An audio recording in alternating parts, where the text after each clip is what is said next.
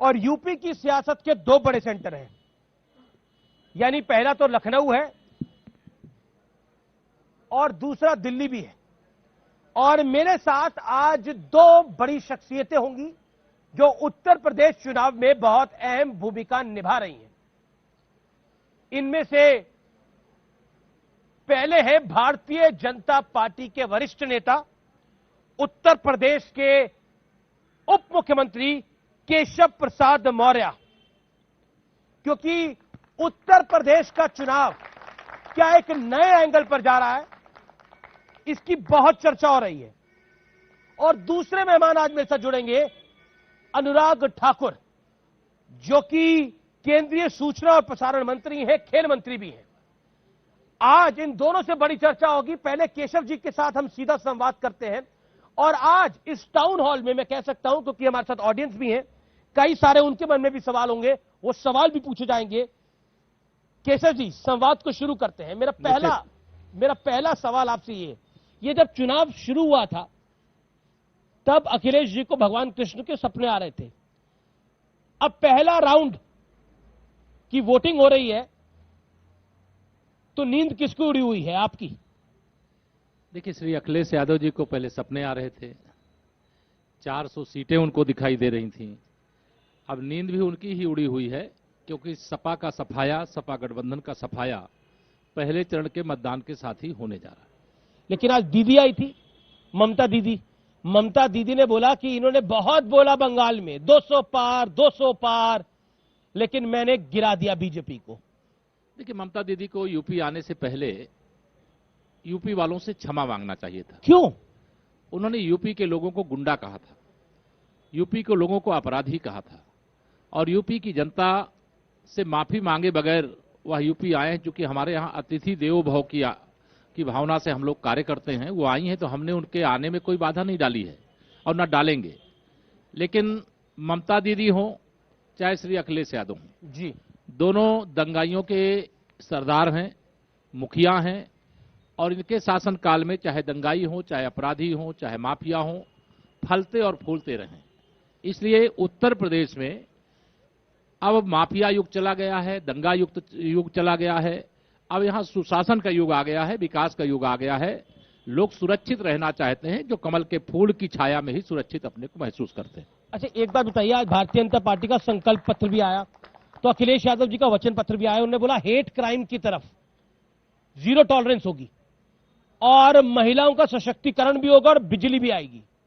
देखिए, श्री अखिलेश यादव जी के इस वचन पत्र जो आपने शब्द प्रयोग किया है, आज पूरा यूपी हंस रहा होगा। क्यों? क्योंकि कानून व्यवस्था और समाजवादी पार्टी और श्री अखिलेश यादव, इसका कोई नाता नहीं है। बिजली की जो बात करते हैं, श्री अखिलेश यादव जी की सरकार के समय 11,000 वोल्ट की जिसमें से लाइनें चलती हैं, उसमें भी लोग कपड़े सुखाते थे। महिलाओं की सुरक्षा और समाजवादी पार्टी, ये बेईमानी लगती है। जिनके पिताजी श्री मुलायम सिंह यादव जी महिलाओं के प्रति अपराध के दोषियों के खिलाफ कार्रवाई करने पर कहते थे लड़कों से गलती हो जाती है, तो वो न महिला सशक्तिकरण कर सकते हैं, न महिलाओं की सुरक्षा कर सकते हैं, और ना बिजली दे सकते हैं, और ना कानून व्यवस्था सुधार सकते हैं। एक सवाल जो मेरे मन में आता है वो ये मन में आता है कि क्या भारतीय जनता पार्टी अखिलेश के वचन से डर रही है? ये सवाल इसलिए है, इसका कारण बता दूं। इसका कारण ये है कि अखिलेश यादव को लगता है कि उनकी पिछली सरकारों में जो भी गलतियां रही होंगी, लेकिन अब उन गलतियों को वो दोहराना नहीं चाहते, वो एक नई सपा बनाना चाहते हैं। देखिए, वो गलतियां दोहरा चुके हैं। कैसे? कहते जरूर रहे हैं कि नई सपा है, लेकिन जब श्री अखिलेश यादव जी वही हैं, तो ये नई सपा नहीं, ये वही सपा है जिससे जनता 2017 में भी नाराज थी और आज भी नाराज है।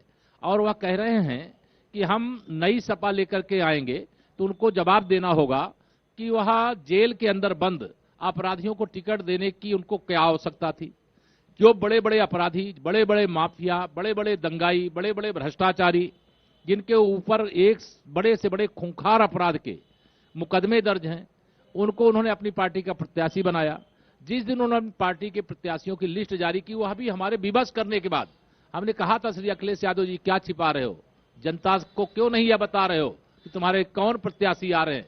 तो वह साफ हो गया कि वो गुंडों के सरगना थे, गुंडों के सरगना है, और वो गुंडों से बाहर नहीं आ सकते, अपराधियों से बाहर नहीं आ सकते। अखिलेश यादव कह रहे हैं कि भारतीय जनता पार्टी का जो संकल्प पत्र है, जिसमें वो महिलाओं की बात कर रही है, किसानों की बात कर रही है, स्कूटी की बात कर रही है, युवाओं की बात कर रही है, कहा 5 साल सरकार चलाई तब युवा किसानों की क्यों नहीं याद आई?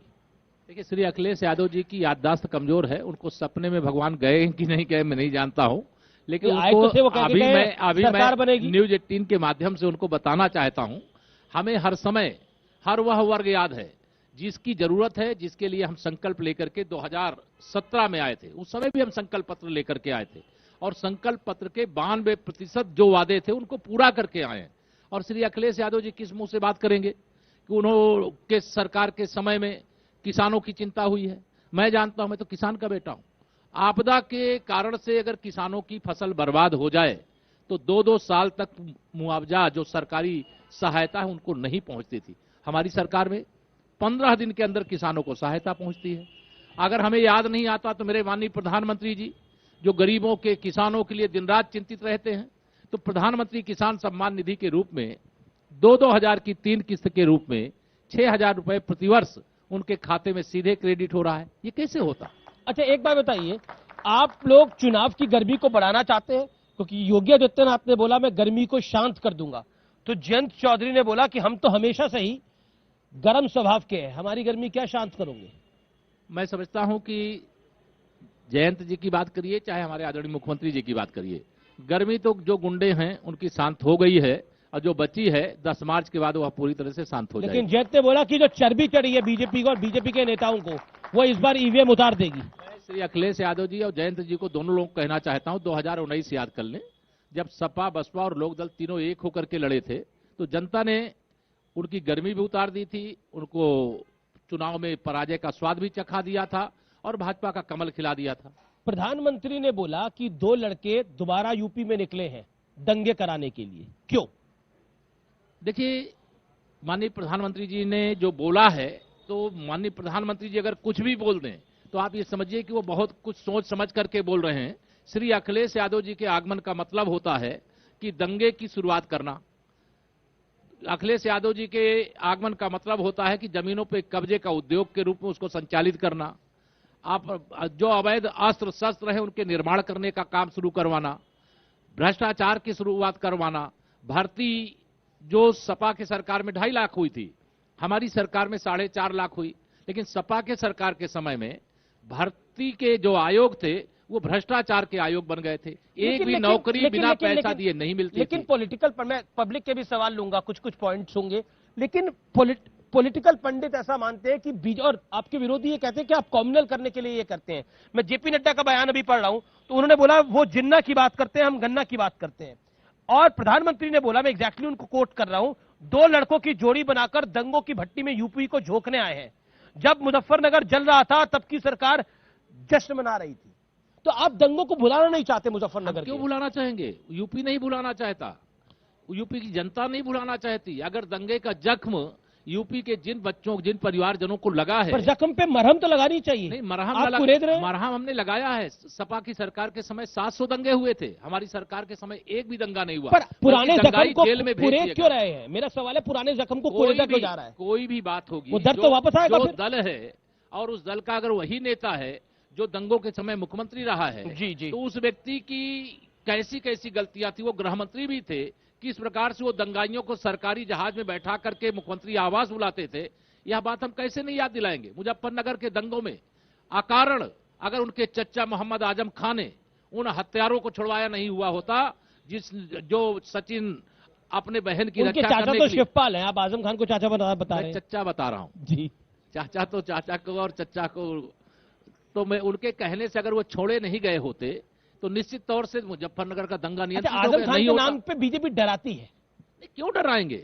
आजम खान के नाम पे डराने का क्या विषय है? अगर उनके शासन काल में जमीनों पे कब्जे हुए, मकानों पे कब्जे हुए, दुकानों पे कब्जे हुए, अनगिनत दंगे हुए, दंगाइयों का संरक्षण हुआ, उनका सरकार के द्वारा पूरी तरह से संरक्षण देने का काम किया गया, तो वह बात हम जनता को बता रहे हैं और जनता को हम बताने का काम करेंगे। एक सवाल का जवाब दीजिए। आपने भी बोला लुंगी और जालीदार टोपी, क्यों बोला? मैं जो बोला हूं वह सच्चाई बोला हूं, और सच्चाई सहने की सामर्थ्य श्री अखिलेश यादव जी एंड कंपनी के अंदर नहीं है। क्यों नहीं है? क्योंकि वह उनके शासनकाल में, मैं तो प्रयागराज का निवासी हूं, और प्रयागराज में समाजवादी पार्टी के संरक्षण में अतीक अहमद नाम का एक खूंखार अपराधी वह भी पलता था, और उसके संरक्षण में हजारों की संख्या में गुंडे पलते थे। वो जालीदार टोपी और लुंगी पहन करके ही बैठे रहते थे। जो शरीफ आदमी उनके सामने से नहीं निकल सकता, माताएं बहनें उनके सामने से नहीं निकल सकती। इस प्रकार की स्थिति थी कि शायद मैं वहां आपके साथ शेयर भी नहीं कर सकता। तो प्रयागराज वाले भी जानते हैं, गाजीपुर वाले भी जानते हैं, मऊ वाले भी जानते हैं, आजम रामपुर वाले भी जानते हैं, मुरादाबाद वाले भी जानते हैं, मुजफ्फरनगर वाले भी जानते हैं। जब आप जालीदार टोपी की बात करते हैं, जब आप लुंगी की बात करते हैं, जब आप दंगों की बात करते हैं, मेरा सवाल सुनिए, और फिर योगी आदित्यनाथ 80 और 20 की बात भी कर देते हैं, तो क्यों, क्या आपको लगता है कि एक सवाल उभर के आता है कि अक़लियतों को डराया जा रहा है? देखिए, हम एक नारा लगाते थे, 100 में 60 हमारा है, 60% वोट हमारा है, 40% वोटों में बंटवारा है, और बंटवारे वाले वोटों में भी हमारा है। क्यों है? क्योंकि हम सबका साथ सबका विकास करते हैं। आदरणीय योगी आदित्यनाथ जी ने, हमारे मुख्यमंत्री जी ने वो यही बात को जोड़ करके बताया, 100 में 60 हमारा है, वो सीधे 100 में 80 हमारा है बता दिए, तो इससे मिर्ची लग गई इसलिए अखिलेश यादव जी को। इसका गणित भी है, इसका केशव जी इतना सामान्य भी नहीं है, इसका गणित भी है। हाँ। उत्तर प्रदेश की जनसंख्या में 19% मुसलमान है और 80% हिंदू है, तो फिर उसको तो उस दृष्टि से भी लिया जाता है ना। देखिए, भारतीय जनता पार्टी की नजर में गरीब गरीब एक समान, किसान किसान एक समान, बेटी बहन एक समान, हिंदू हो या मुसलमान, वो हिंदू और मुसलमान के रूप में अगर चश्मा लगा करके विपक्षी हमारे देखने का काम करते हैं तो निश्चित तौर से उनको हिंदू मुसलमान दिखाई देगा। लेकिन हम सब गरीब को गरीब समझते हैं। हम कांग्रेस नहीं है कि देश के संसाधनों पे पहला हक मुसलमानों का है। हमारा विचार ये रहता है कि देश के संसाधनों पे, प्रदेश के संसाधनों पर पहला हक गरीबों का होता है, उसमें चाहे जो हो, और सबके लिए हम लोग कर रहे हैं। इसको सब लोग महसूस कर रहे हैं, इसीलिए कमल खिल रहा है, इसीलिए श्री अखिलेश यादव जी तिलमिलाए हुए हैं कि वो 47 तो कह रहे हैं पहुंच पाएंगे कि नहीं पहुंच पाएंगे। बंगाल से यहां पहुंच गई, कुछ लोग तो बिजनौर नहीं पहुंच पाए, उनका निशाना प्रधानमंत्री पर था। निश्चित तौर मौसम खराब है बीजेपी का। निश्चित तौर से श्री अखिलेश यादव जी को इसका जवाब जनता ईवीएम मशीन की कमल के फूल की बटन दबा करके देगी। जी देखिए, कुछ सवाल है, हाथ खड़ा करिए, आप अपना सवाल पूछ सकते हैं डिप्टी सीएम से। ये मौका आपको बहुत अच्छा मिल रहा है, आप अपना सवाल पूछिए और छोटा सवाल रखिएगा, पूछिए सवाल। देखिए, सवाल जो भी है सत्य है। सत्य यह है कि समाजवादी पार्टी की बात चल रही थी, यहाँ पे एक विधायक की हत्या होती है उत्तर प्रदेश के पूर्वांचल गाजीपुर में, और वो विधायक के साथ साथ 9 लोगों की हत्या होती है। समाजवादी पार्टी की सरकार होती है और जो गवाह होते हैं उनकी भी हत्या कर दी जाती है। तो ये जो भी सरकार हो, चाहे भाजपा की हो किसी की हो, सरकार सही होनी चाहिए। तो ये योगी सरकार, भाजपा सरकार जो चल रही है, बहुत बढ़िया काम किया पिछले 5 साल में। मैं स्वयं राष्ट्रीय क्रांतिकारी समाजवादी पार्टी के राष्ट्रीय अध्यक्ष हूं और मैंने भाजपा को समर्थन दिया है। और सबसे बड़ी बात मैं बता दूं, सरकार कोई हो, एक सवाल है मेरा, नेताजी आप तो खुद ही नेताजी निकले, एक बात बताइए, कहीं आप पार्टी बदलने का तो मूड नहीं बना रहे? आजकल कई लोग पार्टी बदलने की कोई बात नहीं है, और कोई बिल्कुल एक पैसे का किसी प्रकार का मैं अपना फायदा नहीं है। 5 दलों को लेकर के हमने समर्थन दिया था बगैर कुछ किए। ऐसा क्यों? क्योंकि अपराध बिल्कुल शांत है, अपराधी डर रहे हैं। और जो हमारे सवाल क्या है, सवाल क्या है? आपने तो भाषण दिया। हमारा सवाल ये, इनके सवाल में ही जवाब है। जी जी, केशव जी कुछ कहना चाहते हैं आप? निश्चित तौर से जो बात सवाल के रूप में ऑडियंस की ओर से आई है, उस सवाल का यही जवाब है कि समाजवादी पार्टी की सरकार के समय में कोई सुरक्षित नहीं था जी। चाहे वह जनप्रतिनिधि हो, चाहे वह जनता हो, चाहे वह गरीब हो, चाहे अमीर हो, चाहे उद्योगपति हो, कोई सुरक्षित नहीं था। लेकिन भाजपा सरकार के समय में सब लोग अपने को सुरक्षित महसूस कर रहे हैं। इसीलिए मैं कहा करता हूं कि भाजपा उत्तर प्रदेश के 24 करोड़ लोगों के सुरक्षा की गारंटी है और सपा उत्तर प्रदेश के 24 करोड़ लोगों के लिए सुरक्षा के लिए खतरा है। अच्छा, एक पॉइंट जो कि बहुत महत्वपूर्ण है, जिस पर बात होनी चाहिए, ओवैसी पर अटैक हो जाता है, क्या कहना चाहते हैं आप? देखिए, मैं यह समझता हूं कि अगर अटैक हुआ है तो उसकी जांच हुई है, जांच हो रही है, जो दोषी होंगे वो पकड़े जाएंगे, और भारत सरकार ने, राज्य सरकार ने उनको जेड श्रेणी की सुरक्षा उपलब्ध करा दी है। वो कह रहे सीए के लोगों पर जो अत्याचार किया, मैं क्यों लूंगा सिक्योरिटी? तो वो इसका मतलब कुछ गड़बड़ है। अगर वो ऐसा हमला बताते हैं और हमला बताने के बाद उनको सुरक्षा दी जा रही है और सुरक्षा लेने से वो मना कर रहे हैं, तब तो ऐसी ही गड़बड़ है, एमआईएम ही गड़बड़ है। इस प्रकार के आरोप मिथ्या हैं और उत्तर प्रदेश को बदनाम करने की साजिश। सवाल कुछ सवाल और? जी जी जी जी, सवाल मुख्यमंत्री जी, 5 साल में प्रदेश की सड़कें गड्ढा मुक्त क्यों ना हो पाई? गड्ढा मुक्त क्यों नहीं हुई सड़कें? देखिए, उत्तर प्रदेश के अंदर जब समाजवादी पार्टी की सरकार को जनता के आशीर्वाद से हम लोगों ने विदा किया था तो हमें गड्ढा युक्त सड़कें मिली थी, लेकिन हमने गड्ढा मुक्त सड़कें भी किया है। उत्तर प्रदेश में गांव से लेकर के राजमार्ग तक हमने 15,000 किलोमीटर जहां सड़कों को निर्माण करने का काम किया, वहीं 6,000 किलोमीटर राष्ट्रीय राजमार्गों का निर्माण करने का काम किया।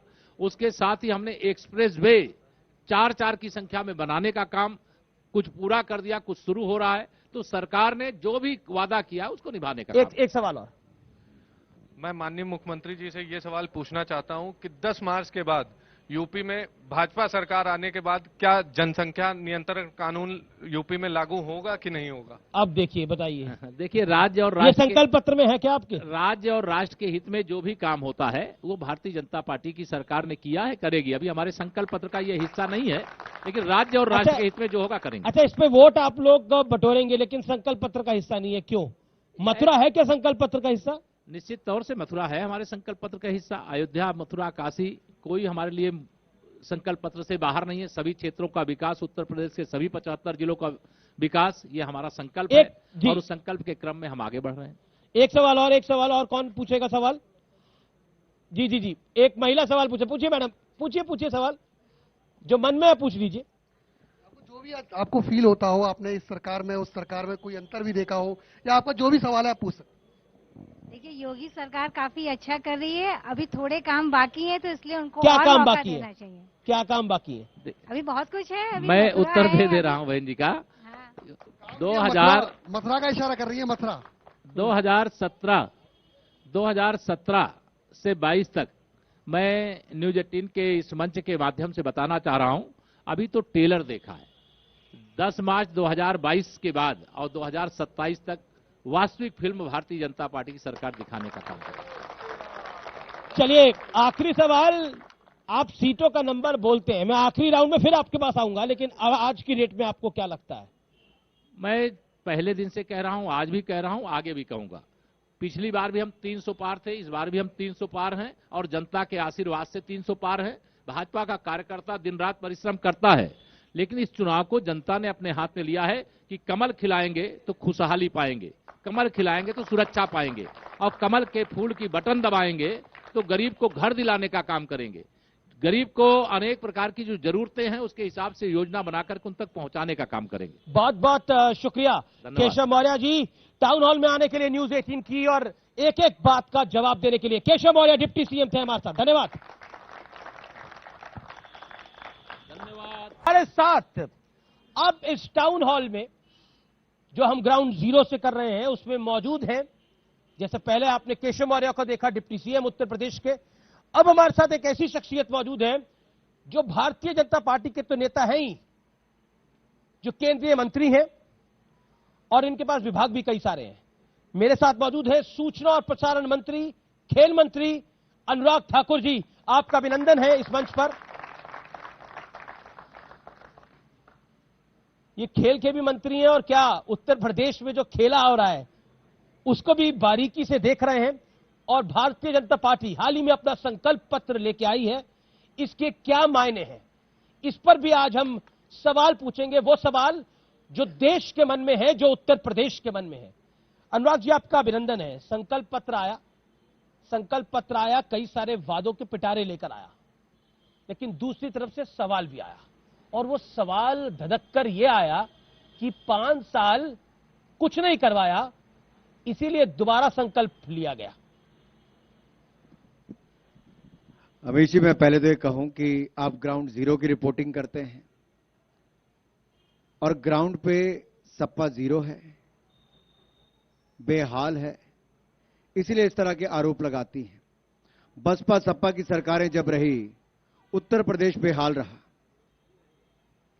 भ्रष्टाचार, आतंकवाद, गुंडाराज, माफिया राज, इनका बोलबाला रहा। उत्तर प्रदेश की जनता त्रस्त थी, पलायन के लिए मजबूर थी। लेकिन 2017 में हमने सबसे बड़ा वायदा किया था, गुंडाराज, माफियाराज मुक्त उत्तर प्रदेश करेंगे। आज 5 वर्षों के बाद आपके बीच में कह सकता हूं, उत्तर प्रदेश को गुंडा और माफियों से मुक्ति दिलाने का काम योगी आदित्यनाथ की सरकार ने किया। और बहू बेटियां जो अपने आप को सुरक्षित नहीं महसूस करती थी, बसपा सपा की सरकारों में महिलाओं को सुरक्षा और सम्मान का अधिकार दिया है। इसीलिए हम जनता के बीच में अपना रिपोर्ट कार्ड लेकर गए। योगी आदित्यनाथ जी ने 3 दिन पहले प्रेस कॉन्फ्रेंस करके 5 साल का लेखा जोखा दिया। आज लोक कल्याण संकल्प पत्र 2022 लाने से पहले उसी स्थल पर जहां से 5 साल पहले लोक कल्याण संकल्प पत्र 2017 हम लाए थे, हमने 5 साल की रिपोर्ट कार्ड जनता के सामने रखी। उत्तर प्रदेश के मुख्यमंत्री योगी आदित्यनाथ जी ने, देश के गृह मंत्री अमित शाह जी ने, क्योंकि उस समय अमित जी भारतीय जनता पार्टी के अध्यक्ष थे, और यहां पर हमारी जितनी सीटें आई वो आप सबके सामने थी। नहीं, बिल्कुल आई, 325 आई, और वो सब आंकड़ों को पीछे छोड़ती हुई आई। लेकिन सवाल मेरा यह है, पिछली बार 32 पन्नों का संकल्प पत्र, इस बार 16 पन्नों में सिमट गया है। पिछली बार भारतीय जनता पार्टी ने 200 वादे किए थे, इस बार ये वादे 130 हो गए हैं। तो संकल्प पत्र छोटा हो गया है, क्यों? ऐसा नहीं है, अगर आप इसके डिटेल फॉर्मेट में जाओगे तो पहले से बड़ा है, ये उसका छोटा वर्जन है। अगर आप इसमें देखोगे, अब कोई कहेगा जी ये कैसे है, क्या किया है, आप पीछे देखिए लिखा है भाजपा का संकल्प बनेगा यूपी नंबर 1। कैसे बनेगा? लोक कल्याण संकल्प पत्र 2022 के माध्यम से। हमने इसके अंदर क्या कहा है? हमने कहा है किसानों को खेती के लिए जो बिजली का उपयोग करते हैं वो बिल्कुल मुफ्त देंगे, उस पर कोई पैसा नहीं देना आपकी पड़ेगा। तरफ से कहा जाता है कि हम किसानों को बिजली फ्री देंगे, सपा कहती है कि किसानों को मारने वाली पार्टी है, अजय मिश्रा टेनी का जिक्र करती है, क्या करिएगा? मैं आपको इसका बड़ा स्पष्ट उत्तर देना चाहता हूं जी। आप आंकड़े उठाकर देखिए सभी राज्यों के, जहां किसान आत्महत्या करते थे, अखिलेश जी की सरकार हो, मायावती जी की सरकार हो, मुलायम जी की सरकार हो, आत्महत्या की घटनाएं देखिए किसानों ने कितनी की। योगी आदित्यनाथ जी की सरकार प्रदेश में आई, मोदी जी की सरकार केंद्र में आई, हमने उत्तर प्रदेश के 86 लाख किसानों के 36,000 करोड़ रुपए के कर्जे माफ किए। ये भारतीय जनता पार्टी ने करके दिखाया है। हमने किसानों को 1.5 गुना दाम दिए, लागत प्लस 50% मुनाफा, 48% वृद्धि की है गेहूं और धान के मूल्यों पर, और खरीद को दुगना किया है। ये हमने किया है जी, ये अखिलेश जी ने नहीं किया। लेकिन अब वो कह रहे हैं वो क्या करेंगे? आप संकल्प पत्र लेके आए हैं तो वो वचन पत्र लेके आए हैं। वो कहते हैं कि हम गन्ने का भुगतान 15 दिन में कर देंगे, हम zero tolerance towards hate crime करेंगे।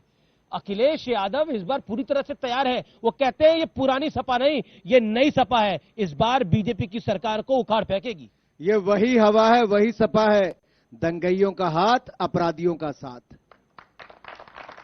अच्छा, इसमें कुछ नया नहीं है।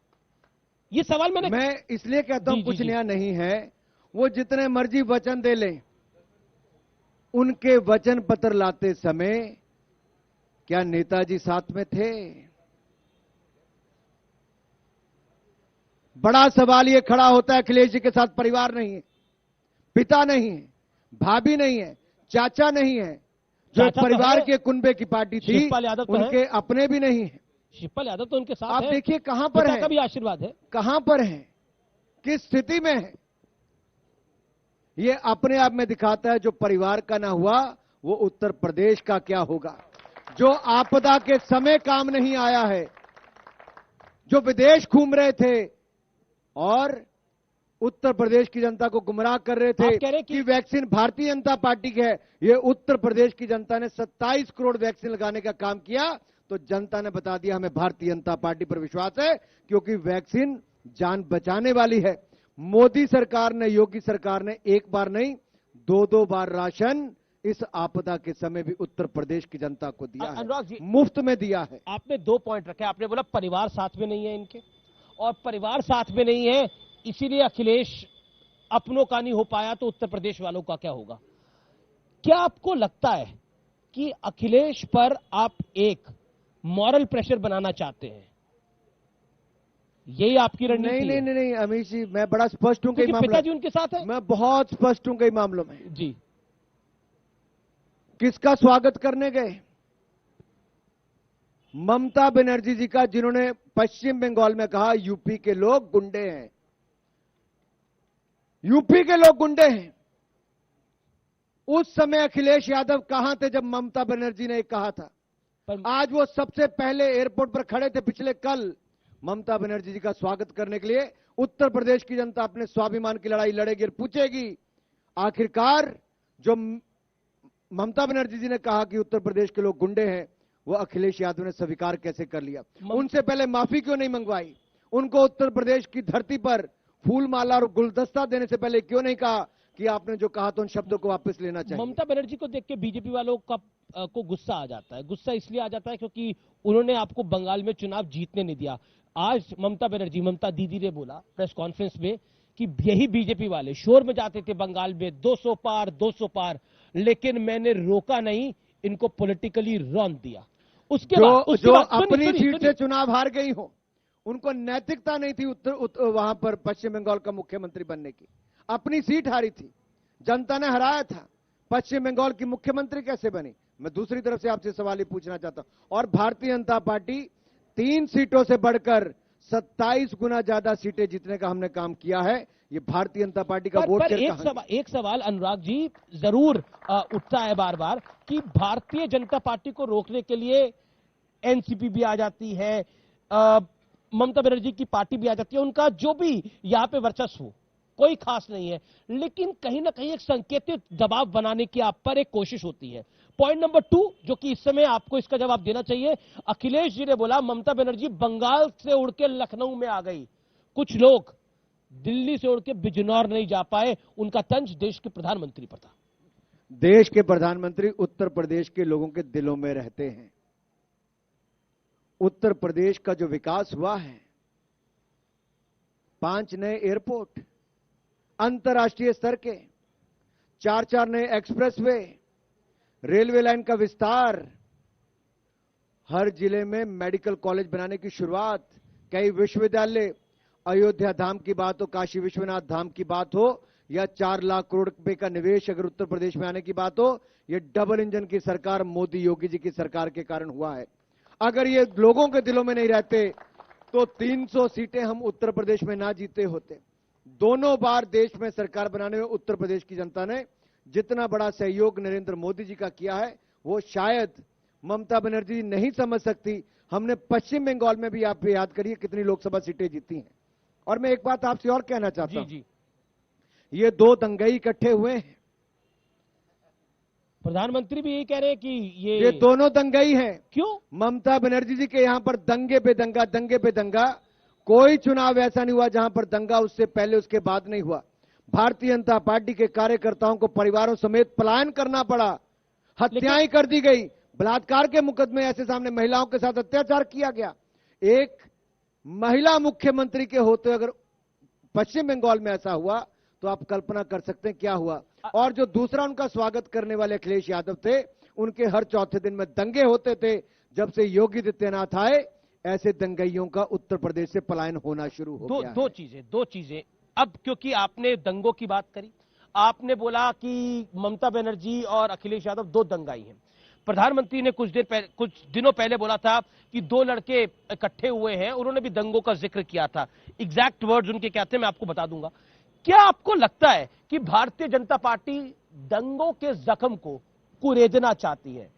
योगी आदित्यनाथ भी दंगों की बात करते हैं, केशव मौर्य भी आए, वो भी दंगों की बात करते हैं, आपका शीर्ष नेतृत्व भी दंगों की बात करता है।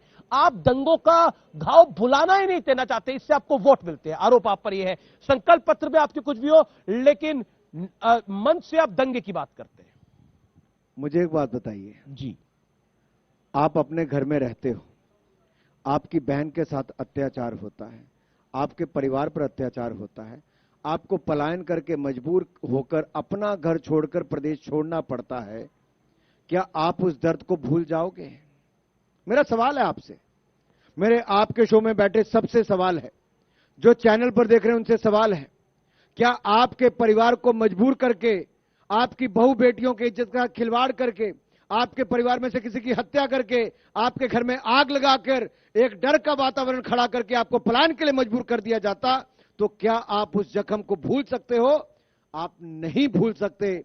और हमने क्या किया है? हमने केवल इतना कहा, अगर पलायन कराने से हुआ, अगर देश के गृह मंत्री वहां देखने गए कि योगी आदित्यनाथ जी की सरकार आई, जो पहले अखिलेश के समय पलायन करके गए थे वो सब लोग अपने घर में वापस आए। ये हुआ तब जब हमने सुरक्षा का वातावरण मैं दिया आपको है। 2 स्टेटमेंट बताता हूं, एग्जैक्ट बताता हूं। 2 लड़के जोड़ी बनाकर दंगों की भट्टी में यूपी को झोंकने आए हैं। प्रधानमंत्री नरेंद्र मोदी, जब मुजफ्फरनगर जल रहा था तब की सरकार जश्न मना रही थी, यह भी प्रधानमंत्री नरेंद्र मोदी। अब आप बताइए, क्या आपको लगता नहीं है? और योगी आदित्यनाथ तो 80-20 की बात करते हैं, और पॉलिटिकल पंडित कहते हैं कि Bharatiya Janata party communal agenda थोप रही है दोबारा उत्तर प्रदेश में। पिछली बार शमशान और कब्रिस्तान की बात करी थी। भारतीय जनता पार्टी 5 साल के सत्ता के 5 वर्ष देखिए, कोई एक मुसलमान, सिख, ईसाई, बौद्ध कोई कह सकता है कि हमारे साथ अत्याचार हुआ? एक व्यक्ति बताइए किसी के खिलाफ कोई दंगा हुआ? कोई हिंदू बताइए कोई दंगा हुआ? किसी के खिलाफ नहीं हुआ, क्योंकि हम सबका साथ, सबका विकास, सबका विश्वास, इसी मूल मंत्र के साथ काम करते हैं। अगर मैं इसलिए कहता हूं जी, 1,86,00,000 रसोई गैस के सिलेंडर मिले, किसी ने नहीं पूछा कि मुस्लिम हो, हिंदू हो, सिख हो, ईसाई हो, जिसको चाहिए था उसको मिला। 43 लाख पक्के मकान मिले, किसी ने नहीं पूछा किस जाति, किस धर्म के हो, किस समुदाय के हो। करोड़ों पानी के कनेक्शन मिले, किसी ने नहीं पूछा। बैंक खाते खुले, किसी ने नहीं पूछा किस धर्म से आते हो, क्योंकि हमने सबको एक नजर से देखा है। जिसका हक था उसको हक देने का काम किया। ये हमारी सरकार ने करने का काम किया। आप कहते हैं, आप ये बात कहते हैं कि हम सबको, सबका साथ, सबका विश्वास की बात करते हैं। योगी आदित्यनाथ 80-20 की बात करते हैं। केशव मौर्य लुंगी और जालीदार टोपी की बात करते हैं। तो फिर सबका साथ तो सबका विश्वास कैसे आएगा? हामिद अंसारी ने बोला, जो फॉर्मर वाइस प्रेसिडेंट, उन्होंने बोला कि अकलियतें डरी हुई हैं।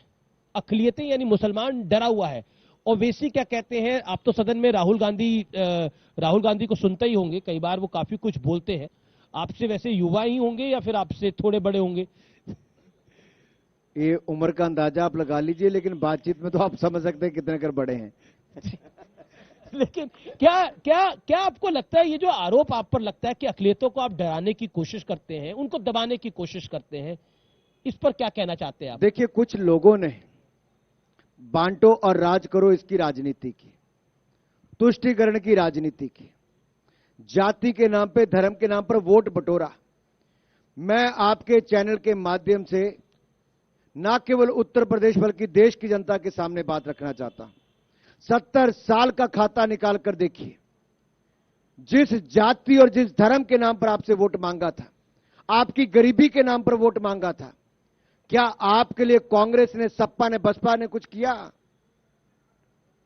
ये तो अपनी जाति और धर्म के लिए नहीं कर पाए। इन्होंने केवल अपने परिवार के ही पेट भरने का काम किया है, अपने परिवार के लिए सब कुछ बटोरने का काम किया है।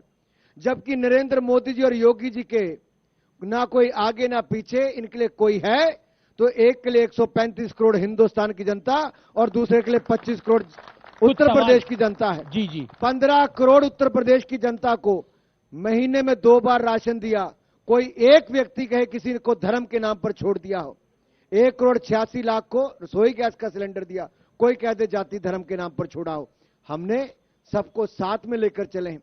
लेकिन जब चुनाव आता है और अखिलेश यादव ये कहें कि मैं 0 टॉलरेंस देखूंगा, अरे तेरी सरकार में तो चौथे दिन दंगा होता, तो 0 टॉलरेंस कहां गई थी? वो कह रहे इस बार 0 टॉलरेंस होगी। अतीक अहमद हो, अंसारी हो, नाहिद हसन हो, यूनुस खान हो, अब्दुल्ला आजम हो, ये वो नाम है या जेल में है या बेल पर है। वो कहते हैं आप तो ठोकने वाली सरकार है। और इनकी कैंडिडेट की लिस्ट पर इन सबके नाम है।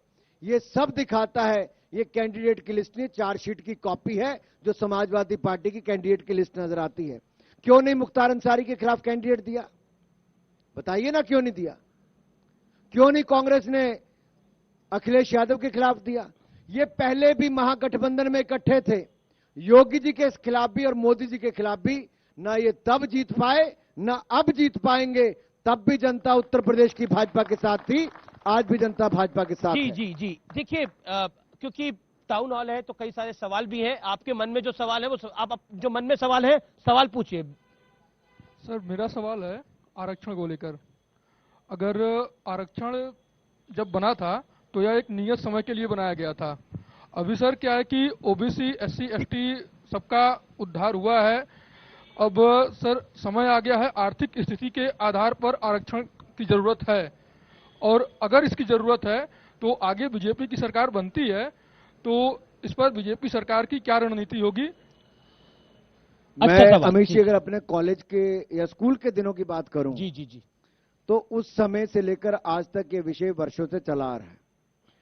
लेकिन इतने बड़े देश में अगर आप जमीन पर धरातल पर नजर गिराएंगे तो आप देखेंगे आज भी समाज में बहुत बड़ा वर्ग एक पिछड़ा है, वंचित है, शोषित है। उसको आगे लाने की जिम्मेदारी हम सबकी है। लेकिन साथ ही साथ जो मेरे भाई ने यहां पर विषय उठाया कि जो सामान्य वर्ग से गरीब परिवार है उनके लिए क्या, उनके लिए भी किसी ने किया तो इकोनॉमिक वीकर सेक्शन के लिए मोदी सरकार ने आकर 10% आरक्षण देने का काम किया है, जिससे उसमें भी सुधार होने का काम हुआ, उसको इंप्लीमेंट करने का काम किया है। हम सबका यह प्रयास होना चाहिए कि हम सब लोग उन वर्गों को जो समाज में पीछे रह गए, जो पिछड़ गए, जो कई कारणों से वर्षों वर्षों तक जो पीछे रह गए, उनको आगे ले जाने की हम सबकी जिम्मेदारी है। और केंद्र में मोदी जी और प्रदेश में योगी जी वो करने का काम कर रहे हैं। जी कुछ और सवाल? जी जी जी पूछिए सवाल। अनुराग जी, मेरा सवाल आपसे है। आप मोदी सरकार के युवा एवं ऊर्जावान मंत्रियों में से एक हैं। प्रदेश की बहुत बड़ी आबादी युवा है एवं रोजगार के लिए अन्य राज्यों में पलायन के लिए मजबूर है। बीजेपी के संकल्प पत्र में कहीं भी आईटी सिटी या आईटी हब का या नौकरी का जिक्र नहीं है। इस बारे में आपका क्या है विचार? मैं धन्यवादी हूं आपने सवाल पूछा, क्योंकि चैनल्स पर भी उतनी ही जगह होती है दिखाने के लिए कि कौन कौन सी घोषणा दिखाएं। चैनल्स ने दिखा दिया कि मातृशक्ति को, महिलाओं को होली और दिवाली के दिन 2 मुफ्त गैस सिलेंडर मिलेंगे। यह दिखा दिया कि 60 साल से ज्यादा की उम्र वाली हमारी बहन मातृशक्ति को मुफ्त में बस सेवा मिलेगी। यह भी दिखा दिया कि 1000 करोड़ की लागत से पिंक टॉयलेट बनेंगे, 3 नई बटालियन महिलाओं के लिए बनेगी। किसानों को बता दिया कि मुफ्त में उनको बिजली मिलेगी जो सिंचाई के लिए है, और 25,000 करोड़ की लागत से उनके लिए एग्रीकल्चर इंफ्रास्ट्रक्चर बनेगा, जिससे उनको वैल्यू एडिशन का काम भी हो सके, और बाकी सब बताया। लेकिन मैं यहां पर बताना चाहता हूं, हमने कहा है कि हम सब मंडल स्तर पर आपके आईटी पार्क्स बनाएंगे जहां पर युवाओं को उससे रोजगार मिल सके, और जितने एक्सप्रेस वे बन रहे हैं उसके आसपास भी हम लोग इंडस्ट्रियल हब्स बनाएंगे, जिससे कि रोजगार स्वरोजगार के अवसर बने। जैसे 1 डिस्ट्रिक्ट 1 प्रोडक्ट, 1 जनपद 1 उत्पाद, हमने इसको बढ़ावा दिया। 1,47,000 करोड़ का निर्यात हुआ, 25 लाख रोजगार आए। अगले 5 सालों में इसको हम दुगना करने का काम कर रहे हैं। निर्यात भी और रोजगार स्वरोजगार के अवसर भी वहां पर करने जा रहे हैं। आपने और इसके अलावा 3 डेटा सेंटर भी, 3 मेगा डेटा सेंटर भी हम यहां पर बनाने जा रहे हैं, जिससे भी रोजगार के अवसर होंगे। और आईटी पार्क में मैं तो ये कहूंगा, इसके साथ साथ स्टार्टअप्स के लिए भी हमने एक विशेष फंड खड़ा किया है, जिसमें स्टार्टअप्स को हम बहुत सारी सुविधाएं देंगे। और उत्तर प्रदेश देश के पहले 2 स्टार्टअप्स वाले राज्यों में आए, ऐसा हमारा संकल्प इसमें है। आपने इसमें घोषणा करी है कि हर परिवार से कम एक को रोजगार या फिर स्वरोजगार की आप बात करेंगे या फिर उसका अवसर प्रदान करेंगे। मैं इस पॉइंट को थोड़ा आपसे समझना चाह रहा हूं कि इसका मतलब क्या है। कि पिछली 5 साल की सरकार में आप ये नहीं दे पाए, ये आप इसलिए करेंगे क्योंकि बेरोजगारी का मुद्दा चुनावी मुद्दा बन गया है, आप फंस रहे हैं इस मुद्दे पर? मैं बिल्कुल नहीं हंसता, मैं इसको बहुत गंभीरता से लेता हूं। मैं कह रहा हूं हम गंभीर लेते हैं, इसीलिए जहां पर सपा की सरकार में 18.5% बेरोजगारी दर थी, योगी जी की सरकार में वो कम रहकर मात्र 4% बेरोजगारी दर रह गई। लेकिन हम सत्ता में वापस आने वाले हैं, तो हमने प्रदेश के युवाओं को कहा है, हम प्रदेश में लगभग नहीं, यानी कि हर परिवार से एक सदस्य को कम से कम रोजगार, स्वरोजगार और नौकरियों के अवसर देंगे। ये हमने वायदा किया है। हमने 3 करोड़ के लगभग को पिछले 5 साल में वो अवसर दिए हैं, और अगले 5 साल में हमने इसको प्रदेश के हर परिवार तक जाने का बात कही है। बिल्कुल। सवाल छोटा सवाल, 2 सवाल और रहेंगे। आप पूछिए मैडम सवाल अपना। सर, आपने अभी 60+ अपने संकल्प पत्र में जो 60+ महिलाओं के लिए योजनाएं निकाली हैं, मेरा कहना है कि आपने 40+ महिलाओं के लिए भी कुछ योजनाएं निकाली है, क्योंकि महिलाएं इसी उम्र में थोड़ी फ्री होती हैं और सोचती हैं हम कुछ करें। अभी तक अपनी पारिवारिक जिम्मेदारियों में रहती थी। बहन जी, मैं आपका आभारी हूं। हमने एक तो महिलाओं के लिए, जैसे मैं कहता हूं, सुरक्षा सबसे बड़ी बात, 3 महिला पुलिस बटालियन, दूसरा, महिलाओं के लिए सरकारी नौकरियों में जितनी अभी है उससे दुगनी हम करने वाले हैं। ये 40 साल से कम वाली कोई मिलने वाली। तीसरा, सेल्फ हेल्प ग्रुप, हम लोग 5 लाख सेल्फ हेल्प ग्रुप के माध्यम से 50 लाख से ज्यादा बहनों को उससे जोड़ने वाले हैं और लगभग 1000 करोड़ रुपए से ज्यादा का उनको लाभ देने वाले हैं। इसके अलावा बहनों के लिए जो सेल्फ हेल्प ग्रुप से जुड़ेंगी 1 लाख रुपए तक का उनको self help group credit card, यानी कि उनके पास क्रेडिट कार्ड होगा, जहां पर भी वो जाएं अपनी मर्जी से पैसा खर्च कर सकती हैं, उस पर ब्याज दर भी कम होगी। ये आज तक हिंदुस्तान में नहीं हुआ, ये हमारी सरकार उत्तर प्रदेश में करने वाली है। ये मात्र शक्ति के लिए। जी जी, एक छोटा सवाल बोलिए। और जो 40 साल से कम वाली हैं वो शायद गैस भी लेती होंगी, तो उनके लिए 2 गैस के सिलेंडर भी जो उज्ज्वला योजना में आते हैं उनको हम मुफ्त में देने वाले हैं। जी अनुराग जी, आप पिछले 7-8 महीनों से उत्तर प्रदेश की धरती पर लगातार सक्रिय हैं। आप युवाओं में भी काफी लोकप्रिय हैं। आप युवाओं के बीच जब जा रहे हैं तो क्या लग रहा है आपको, कितनी सीटें उत्तर प्रदेश में भाजपा की आ रही हैं? और पश्चिम बंगाल में जो हाल हिंदुओं पे अत्याचार हुए, क्या सपा की सरकार आएगी तो वही हाल यहाँ उत्तर प्रदेश के हिंदुओं का होगा? क्या आपको ऐसा लगता है? इतिहास गवाह है, सपा बसपा की सरकारों में क्या हुआ, किसके खिलाफ मुहिम चलती थी और कौन लोग संपन्न होते थे। कौन है अतीक अहमद, कौन है अंसारी, कौन है नाहिद हसन, कौन है यूनिस खान, अब्दुल्ला आजम और आजम खान। गरीबों की जमीनों पर कब्जा करने, व्यापारियों से उनके घर छीन लेने, व्यापार बंद करा देने, फिरौतियां लेनी, आखिर किसके खिलाफ यह मुहिम चलती थी? यह उत्तर प्रदेश की जनता को मुझे बताने की जरूरत नहीं, वो स्वयं जानती है। यह दोबारा ना हो, इसलिए अमीश जी, मैंने कहा उत्तर प्रदेश की जनता को चुनाव के समय शायद एक बार फिर यह विषय बाहर निकलते हैं कि कोई गलती से झांसे में ना आ जाए। जैसे वो कहते हैं मैं 300 यूनिट फ्री दूंगा। अरे भाई, तुम्हारे समय में तो बिजली आती नहीं थी, तो फ्री क्या दोगे? बिजली की तारें कपड़े सुखाने के काम आती थी। लेकिन जयंत चौधरी ने एक इंडियन एक्सप्रेस को इंटरव्यू दिया और उसने बोला कि मुजफ्फरनगर दंगों में कुछ गलतियां हुई, लेकिन अब हम जब सरकार में आएंगे तो ऐसे दंगे नहीं होंगे। आप बार बार कहते हो कि 5 साल पहले की जो सपा की सरकार थी उसने क्या कहा। सपा पूछती है कि आपने 5 साल में क्या किया। मैं आपको कुछ बयान बताता हूं। योगी आदित्यनाथ ने बोला कि विपक्ष का गठबंधन जो है वो सड़े गले माल जैसा है, बस लिफाफा सिर्फ नया है और कुछ नहीं है। देखिए, महागठबंधन पहले भी हुआ, सड़ा गला माल, झूठे पहले भी वादे किए गए, जनता ने उनको स्वीकार नहीं किया जी। और मैं जयंत जी को यहां पर याद करवाना चाहता हूं, थोड़ा समय निकाल के वो छोटे चौधरी साहब के वीडियो भी देख लेंगे जी। और मैं आपसे निवेदन करता हूं, अजीत सिंह की बात जब आप मेरे यहां पर इस उत्तर को दिखाएंगे जी, तो छोटे चौधरी साहब के वो वीडियो जरूर दिखाइएगा। छोटे चौधरी साहब ने कहा था, जिस गाड़ी पर सपा का झंडा उसमें सबसे बड़ा गुंडा। ये मैंने नहीं कहा, ये छोटे चौधरी साहब ने कहा। जयंत चौधरी तो कह रहे हैं कि अमित शाह के ऑफर पर जयंत शाह ने कहा मैं चवन्नी नहीं हूं जो पलट जाऊंगा। मैं दूसरी बात करता हूं, दूसरा उन्होंने क्या कहा जी कि सबसे ज्यादा दंगे किसने करवाए, सपा की सरकार ने कराए। किसने कहा? छोटे चौधरी साहब ने कहा। इनके खिलाफ तो झंडा छोटे चौधरी साहब लेकर चलते थे। अच्छा, एक बात बताइए, आप चर्बी और गर्मी की लड़ाई लड़ रहे हो उत्तर प्रदेश के अंदर। गर्मी की बात करते हैं योगी जी, और जयंत चौधरी ने बोला कि बीजेपी के नेताओं पर जो चर्बी चढ़ी है ना, वो इस बार ईवीएम पे जो वोट डलेगा ना, वो चर्बी उतार देगा। यानी वो अहंकार की चर्बी की बात कर रहे हैं। मैं केवल इतना कहना चाहता हूं कि उत्तर प्रदेश के सभी नागरिकों को जी एक बार याद कराना चाहता हूं, ये चमड़ी उधेड़ने वाले वही लोग हैं जो सपा की सरकार में संरक्षण पाते थे, फलते फूलते थे और पलायन करने पर मजबूर करते थे, अपराध की घटनाओं को बढ़ावा देते थे।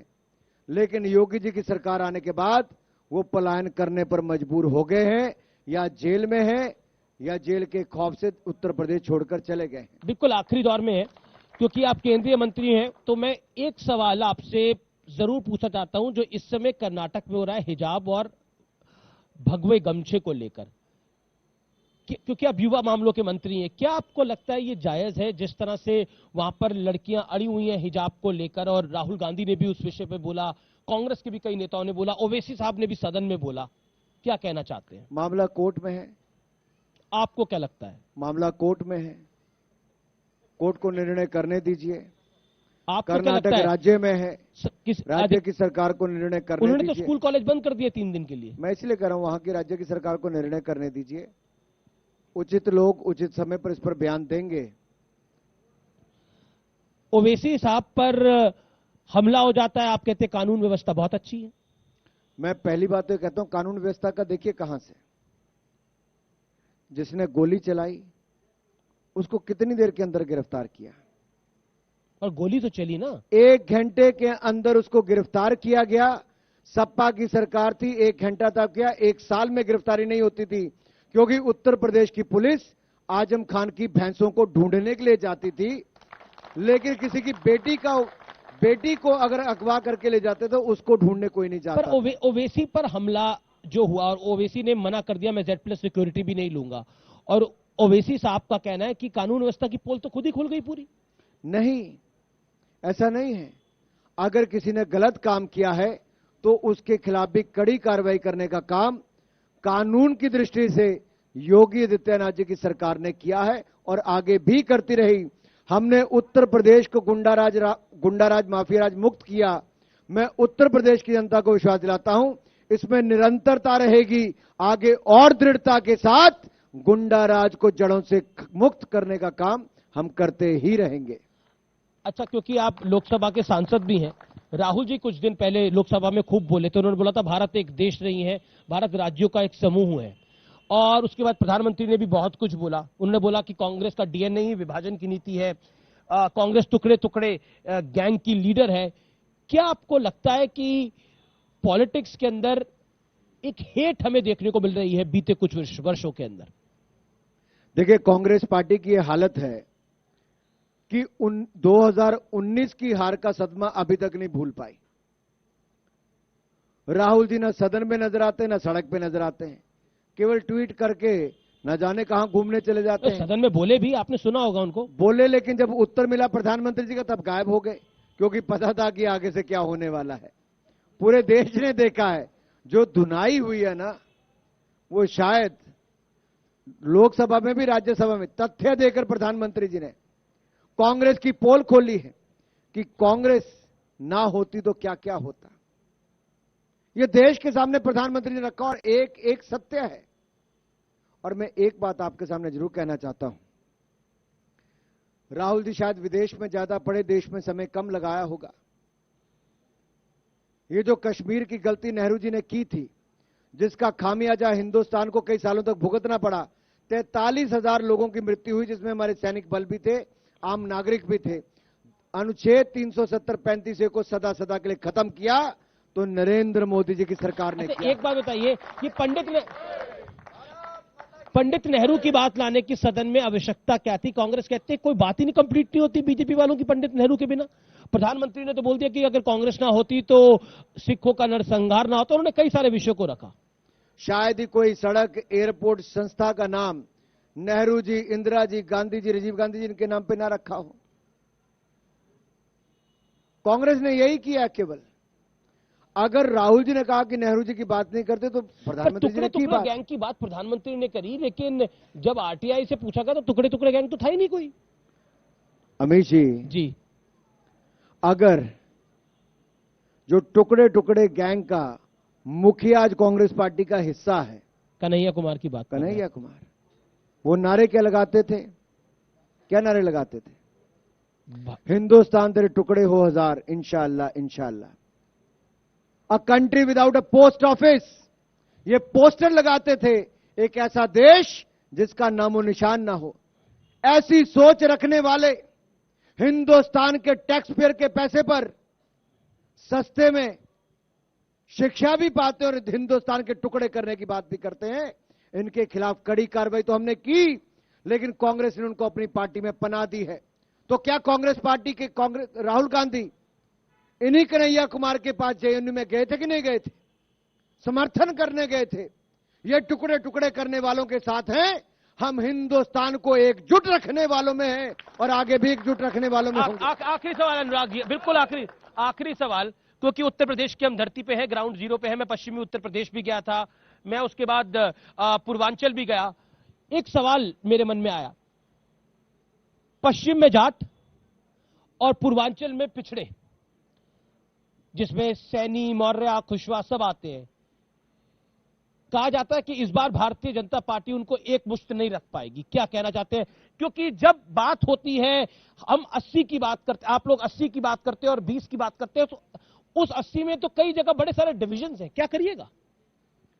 देखिए, कहते ब्राह्मण भी नाराज है। उनका देखने का नजरिया जो है जी, वो जाति के आधार पर देखते हैं, धर्म के आधार पर देखते हैं, क्षेत्र के आधार पर देखते हैं और तुष्टीकरण की राजनीति करते हैं। भारतीय जनता पार्टी सबको एक नजरिए से देखती है जी, हिंदुस्तान के नागरिक के रूप में, उत्तर प्रदेश के नागरिक के रूप में, और सबके लिए एक दृष्टि के साथ काम करती है। हमारी योजना में कोई किंतु परंतु नहीं होता है, इसके लिए ये तो इसके लिए वो। हम सबको एक समान अधिकार देते हैं और आगे भी देते रहेंगे। हमें पश्चिम की बात कर लें, पूर्व की बात कर लें जी, हमने सभी क्षेत्रों को आगे बढ़ाने का काम किया। और मैं आपको विश्वास के साथ कहता हूं, जिस दिन 10 मार्च को पोल रिजल्ट आएंगे, कितनी सीटें, फाइनल नंबर आपका कितना है? तो अखिलेश यादव की एक ही स्टेटमेंट आएगी। 10 मार्च का दिन होगा, अखिलेश यादव जी कहेंगे ईवीएम भी बेवफा निकली, क्योंकि अच्छा, इतना कॉन्फिडेंस है, ओवर कॉन्फिडेंस? मैं इसलिए कहता हूं, वही हवा है, वही सपा है, जनता जिनसे खफा है, अब मना लिया मन, इनको करना दफा है। 10 मार्च को अखिलेश यादव कहेंगे ईवीएम बेवफा है। चलिए, ये तो देखिए 10 मार्च के नतीजे बताएंगे और बड़ी कवरेज न्यूज 18 पर होगी। लेकिन जनता को मेरी एक ही अपील रहती है हमेशा कि वोट जरूर डालिए, वोट के साथ बेवफाई मत करिए। बहुत बहुत शुक्रिया अनुराग ठाकुर, बहुत धन्यवाद इस मंच पर आने के लिए और अपनी बात को रखने के लिए। Thank you so much.